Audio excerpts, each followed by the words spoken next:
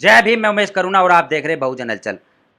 आप सभी को ज्ञात है कि उत्तर प्रदेश के हाथरस में बहुजन समाज की एक बेटी मनीषा का सामूहिक बलात्कार किया गया था, जिसमें 5 ठाकुर जाति के दरिंदों द्वारा सामूहिक बलात्कार करके उसकी जीवा तक काट दी गई, रीढ़ की हड्डी तक तोड़ दी गई है और पीड़िता की हालत काफ़ी नाजुक है। करीबन 10 दिनों से वह हॉस्पिटल में भर्ती है और यह खबर किसी मिनिस्ट्री मीडिया ने नहीं दिखाई। यह खबर तूल नहीं पकड़ी उस खबर की तरह जैसे कि दिल्ली के अंदर निर्भया कांड हुआ था। वह पूरे देश की बेटी बताई जा रही थी, लेकिन आज बहुजन समाज की वाल्मीकि जाति से जो मनीषा के साथ बेरहमी से बलात्कार किया गया और इस खबर को जातिवाद से जोड़कर दिखाया जाता है, भेदभाव किया जाता है।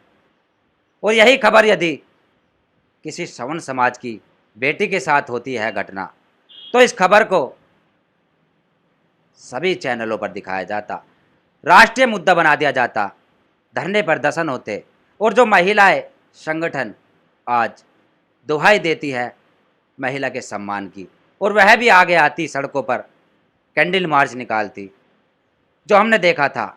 और आज सबके मुंह पर ताले लग चुके हैं, क्योंकि यह मामला एक जिसे बताया जाता है नीची जाति, जो बताने वाले कहते हैं कि ये छोटी जात है और उसी के चलते इस खबर को भी छोटी बना दिया गया है। योगी की नाक के नीचे ऐसी घटना ये पहली नहीं है। इससे पहले आपको याद होगा उन्नाव का कुलदीप सेंगर वाला कांड, बीजेपी का विधायक कुलदीप सेंगर। और ऐसी घटनाएं रोजाना होती है। रोजाना मासूमों की इज्जतों के साथ खिलवाड़ होता है और जिस समय इज्जत उतारी जाती है, इज्जत लूटी जाती है, वह महिलाएं, वह बेटियां कैसे चिल्लाती होंगी, कैसे चीखती होगी, यह दर्द उनसे ज़्यादा, वह उनके परिवार से ज़्यादा और कौन जान सकता है। और वहीं हम दूसरी कड़ी में आपको बता देते हैं कि जो हाथरस के अंदर यह घटना हुई, इस पर कोई बीजेपी की पार्टी की तरफ से बड़ा ट्वीट या बड़ा बयान नहीं आया। जो आरोपी पक्ष है उनके लिए कोई कड़ी कार्रवाई की कोई भी घोषणा नहीं की गई है। यदि उसके ऊपर कोई आवाज़ उठा रहा है तो वह है बहुजन संगठन। यदि हम बात करें पूर्व मंत्री संदीप वाल्मीकि की, आज वह वहाँ थे, कमिश्नर को ज्ञापन दिया गया। भीमसेना के सतपाल तंवर, नवाब सतपाल तंवर भी वहाँ थे। सोशल मीडिया से हमें सारी जानकारी मिलती रही, वह आवाज़ उठा रहे हैं। और यदि हम बात करें जो वहाँ के एमपी है, बताया जा रहा है एमपी, मेंबर ऑफ पार्लियामेंट, आज वर्तमान में वह वाल्मीकि समाज से ही है, एक दलित जाति से है, बहुजन समाज का हिस्सा है और वह भी इस पर चुप्पी साधे हुए हैं, क्योंकि वह बीजेपी के एमपी है। और उनके ऊपर बहुत सारी ऐसी ऐसी टिप्पणी की जा रही है सांसद जी के ऊपर कि काफ़ी शर्म आती है इन चीज़ों को सार्वजनिक करने में। बताया जाता है कि जो एमपी है वहाँ के, वह जातिवाद को बढ़ावा देते हैं, शोषण का शिकार होते हैं। जब कहीं जाते हैं किसी समारोह में किसी से मिलने, तो वहाँ बताया जाता है कि अपने बर्तन तक लेकर जाते हैं साथ में खाना खाने के लिए। वह खुद जाहिर करते हैं कि मैं कौन हूँ, क्या मेरा इतिहास है, लेकिन बाबा साहब के, वह तमाम महापुरुषों के जो संघर्ष है, उनका संकल्प है, उससे वह गुम रहा है। तलवे चाटने वाले नेताओं में गिनती होती है इनकी, जो बताया जा रहा है। और बीजेपी के और भी बहुत सारे मंत्री, कैबिनेट मंत्री है केंद्र सरकार में, जैसे रामदास अठावले जी की बात करें यदि हम, वह सोशल जस्टिस मंत्री है। और रामविलास पासवान की यदि हम बात करें, वह भी मंत्री है। इस घटना पर कोई नहीं बोलेगा, सबके मुंह पर ताले हैं, सबके गले के अंदर यदि हम बात करें, गले में पट्टे पड़े हुए हैं बीजेपी के लेवल के, क्योंकि कोई नहीं चाहता मुंह खोलना।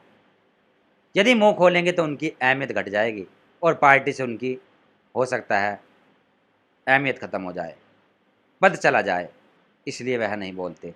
और यहाँ तक कि नहीं, हमारे राष्ट्रपति जी महामहिम रामनाथ कोविंद जी भी बहुजन समाज का हिस्सा है, वह भी नहीं बोलते। तो कुल मिलाकर यह है कि अपनी लड़ाई खुद ही लड़नी होगी। स्वयं अपना रक्षक बनना होगा। और हम तो इन बातों पर एक बात याद दिला देना चाहते हैं कि वह मासूम, वह हमारी बहन, हमारी बच्चियां बहुजन वीरांगना फूलन देवी को पढ़े, उनका इतिहास पढ़े और अपने बच्चों को पढ़ाए, अपने आने वाली पीढ़ियों को समझाए कि एक थी बहुजन वीरांगना फूलन देवी, जिसने 22 ठाकुरों को लाइन में लगाकर तड़ातड़ गोलियों से भूना था। उन दरिंदों को जिन्होंने फूलन देवी की इज्जत के साथ खिलवाड़ किया था, अपना बदला स्वयं ही लिया था। और आज हम यही कह देते हैं कि आज समय यह आ चुका है, क्योंकि जिनको हम चुनकर भेजते हैं समाज की आवाज़ उठाने के लिए सांसद में, नेता बनाते हैं, मिनिस्टर बनाते हैं, और वह तलवे चाटते हैं सत्ताधारी पार्टी के, और वह नहीं बोलेंगे कभी। यदि वह बोलते, आवाज़ उठाते तो यह नौबत ना आती। हमारी बहन बेटियों की इज्जत की कोई परवाह नहीं करता, कोई कुछ नहीं समझता, कोई कीमत नहीं है। इन बातों को देखकर लगता है कि आज बहुजन वीरांगना फूलन देवी बनने की बहुत माँ बेटियों को ज़रूरत है, हमारी माँ बहनों को ज़रूरत है बहुजन वीरांगना फूलन देवी बनने की। अपना बदला स्वयं लेना होगा। यदि किसी के साथ ऐसी घटना होती है तो वह भूल जाए सब कुछ, अपनी इज्जत, अपनी आबरू बचाने के लिए, बदला लेने के लिए फूलन देवी की तरह ही उनको सजा दे, दरिंदों को सजा दे, कड़ी से कड़ी सजा। ये हम इसलिए कहते हैं क्योंकि एक वह बात याद आ जाती है हमारे कि जुर्म करने वाले से जुर्म सहने वाला ज़्यादा गुनाहगार होता है। और वही बात आज समाज पर लागू होती है। क्यों सहते हो जुर्म?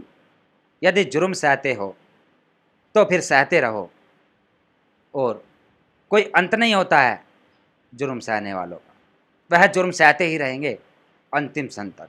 और यदि वह जुर्म के खिलाफ विद्रोह करेगा तो जुर्म शायद रुक जाए। आज का टॉपिक हमारा यही था कि हमने बताया कि आज की हमारी बहन बेटियों को क्या करने की ज़रूरत है और ऐसा क्यों होता है, उस पर ध्यान दें। आप देख रहे थे बहुजन हलचल में उमेश करुणा आपसे इजाज़त लेता हूँ। जय भीम, जय भारत। अगर आप चाहते हैं गरीब हर वंचित इंसान की आवाज आप तक पहुंचे तो हमारे चैनल को सब्सक्राइब करें और बेल आइकन का बटन दबाना ना भूलें। देखते रहिए बहुजन हलचल न्यूज।